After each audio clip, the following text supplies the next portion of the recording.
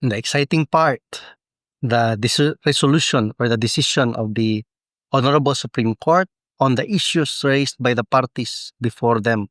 So let's see. Akong basahon na, and I will just insert some explanation, insights, or simplification if needed. Nindot mo di pagkasuwat nga decision, so it would be better if you hear it as it is or as it was written, no? So this court disagrees. Courts are vested with jurisdiction over the remedy and jurisdiction over the subject matter. So there are many types of jurisdiction. One of the types sa jurisdiction is ang jurisdiction over the subject matter. These types of jurisdiction may not be waived by the parties. Jurisdiction over the remedy is different from jurisdiction over the subject matter. So nindot kayo. Mas kinabugado ka, malingaw ka paminaw ani. Makalimot man gani ko ani. So jurisdiction over the remedy is different from jurisdiction over the subject matter. Jurisdiction over the remedy pertains to the court's competence over the process. This should not be confused with the relief that which the party filing the case wants the court to declare and which addresses the breach of the right or obligation. Okay. The source of jurisdiction is important.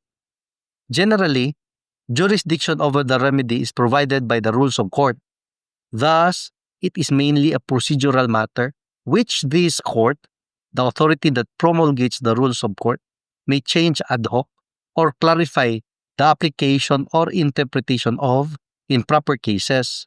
Meanwhile, the source of jurisdiction over the subject matter is generally conferred by law. So may difference, no? Jurisdiction over the remedy, the source is atong rules of court, no? The source of jurisdiction. But jurisdiction over the subject matter, the source is conferred by law as a general rule. This is why the doctrine is that this type of jurisdiction cannot be waived by the parties. Laws can only be amended by a subsequent law, and nothing that parties do in any case can change it. Thus, the question of jurisdiction over the subject matter can be raised even for the first time on appeal, not simply because it is jurisdiction over the subject matter, but mainly because it is the law that prescribes it. Parenthetically, subject matter in jurisdiction over the subject matter can refer to the cause of action, or the breach of legal right or legal duty, or the rest, or the thing over which the legal right or duty breach subsists. Nanditik na akong dila. Subsist. Okay? Akong basahon balik ha, kay nindot kini. Even for me. No? Parenthetically, subject matter in jurisdiction over the subject matter can refer to the cause of action, or the breach of legal right or legal duty, or the rest or the thing. The rest or the thing. Rest as in Romeo, Echo, Sierra. Romeo, Echo, Sierra. The rest or the thing over which the legal right or duty breach subsists. In forcible entry or unlawful detainer actions, the subject matter refers to a breach of the general right to actual possession, which is an attribute of ownership, and the rest which is always real property. Always, ha? The key to the first issue in this case is therefore determining whether the 1-year requirement within which to file forcible entry or unlawful detainer is provided only by the rules of court rather than by law. No? You see, muna ako advocate ko aning mag-sharing wani because as I share it, I also read it. Even if nakabasa na ko ani sa una, di mo maalin duman permi. There will be times when you forget it and you read it again, you recall it. It refreshes your memory. No? So this is not only a learning from your end, it is also a learning or a relearning from my end. No? Again, so we proceed. Certainly, this pertains to jurisdiction over the remedy. Generally, therefore, objections to this type of jurisdiction must be seasonably made, meaning on time, no?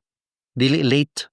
In cases of forcible entry or unlawful detainer, the rules of court provides the 1-year prescriptive period. Under Rule 70, Section 1, a party may file a complaint for forcible entry or an unlawful detainer at any time within 1 year after such unlawful deprivation or withholding of possession against the person or persons unlawfully withholding or depriving of possession, or any person or persons claiming under them for the restitution of such possession. The Civil Code also provides the prescriptive period for forcible entry or unlawful detainer suits. Particularly, Article 1147 provides that an action must be filed within 1 year. Nonetheless, as supported in a line of cases starting from the case of Tiham versus Sibong Hanoy, sikat kini kasuha, estudyante pa ko monogeny, the equity doctrine provides that despite the rule that these types of jurisdiction cannot be waived, the party that should benefit from the dismissal will be stopped in equity from raising it. In Tiham,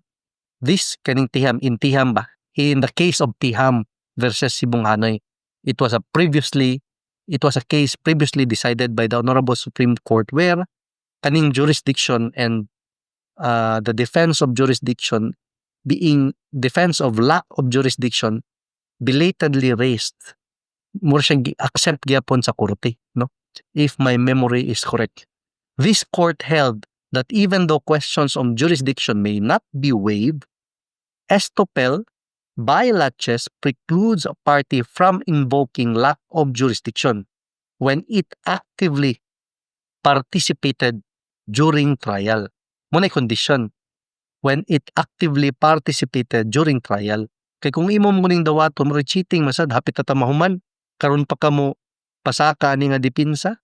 Thus, the doctrine of laches or of stay of demands is based upon grounds of public policy, which requires for the peace of society the discouragement of stale claims, and, unlike the statute of limitations, is not a mere question of time, but is principally a question of the inequity or unfairness of permitting a right or claim to be enforced or asserted. It has been held that a party cannot invoke the jurisdiction of a court to secure affirmative relief against his opponent, and after obtaining or failing to obtain such relief, repudiate or question that same jurisdiction. Good, diba? No? A party cannot invoke the jurisdiction of a court to secure affirmative relief against his opponent, and after obtaining or failing to obtain such relief, repudiate, no? Murbag ni baliktad lang kalit, or question that same jurisdiction. In the case just cited, by way of explaining the rule, it was further said that the question whether the court had jurisdiction either of the subject matter of the action or of the parties was not important in such cases because the party is barred from such conduct, not because the judgment or order of the court is valid and conclusive as an adjudication, but for the reason that such a practice cannot be tolerated, obviously for reasons of public policy. Nevertheless, the court pronounced in another case that the precedent set in Tiham is based on the doctrine of equity, which applies only in cases where jurisdiction was raised at the very last minute when the parties have already gone through long years of litigation.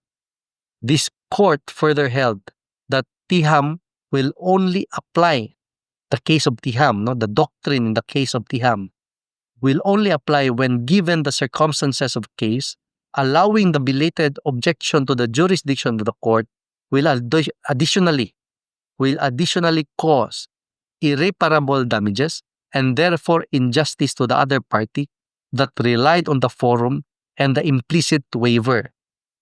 In Tiham, or in the case of Tiham, ako lang kumpletuhon for ease of understanding sa atong viewers, this court ruled that long delay in raising lack of jurisdiction is unfair to the party pleading laches because he or she was misled into believing that this defense would no longer be pursued. A delay of 15 years in raising questions on subject matter jurisdiction was appreciated by this court as estoppel by laches. In this case, okay, petitioner is not barred from raising the issue of lack of jurisdiction sa kaninga kaso. So, the petitioner is not barred from raising the issue of lack of jurisdiction. It raised the issue when it filed its amended answer with leave of court before the municipal trial court in cities. So nanaday ni dito. Katong iyahang amended answer. Pero kung man adto, no, what I can recall that it only raised the lack of jurisdiction sakto, no? Because it alleged in its amended answer that the case was filed beyond the 1 year time bar, no? So the right to file the case was, the filing of the case was beyond the 1 year period. So nanaday siya adto'y defense nga giraise sa iyang amended answer with leave of court before the municipal trial court in cities. Thus, the issue of the court's jurisdiction was seasonably raised.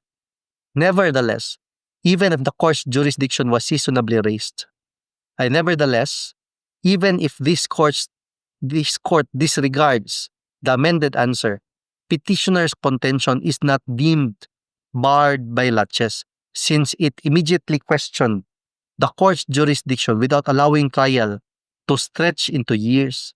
The unique circumstances in Tiham are absent in this case. As we noted in another case, raising the lack of jurisdiction a little under a year or even after the lapse of 4 years will not operate as estoppel against a party. Thus, a petitioner seasonably raised the court's lack of jurisdiction. There is neither waiver of the jurisdictional issue nor estoppel against the petitioner. So the Tiham, the exception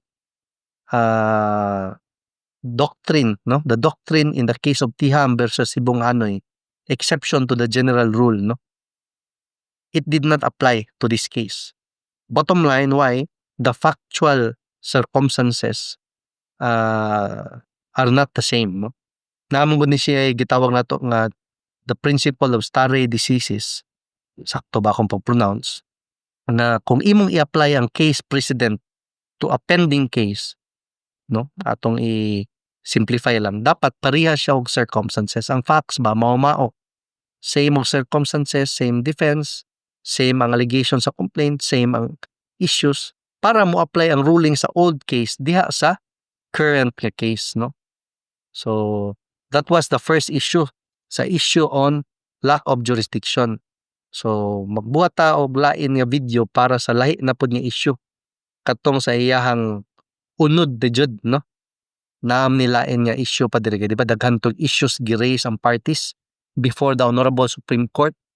So again, as usual, please send links para sa inyong contributions, 2025 updates, mga related sa real estate litigation or transactions, or succession, inheritance, heirship, partition among heirs, mga latest Supreme Court decisions.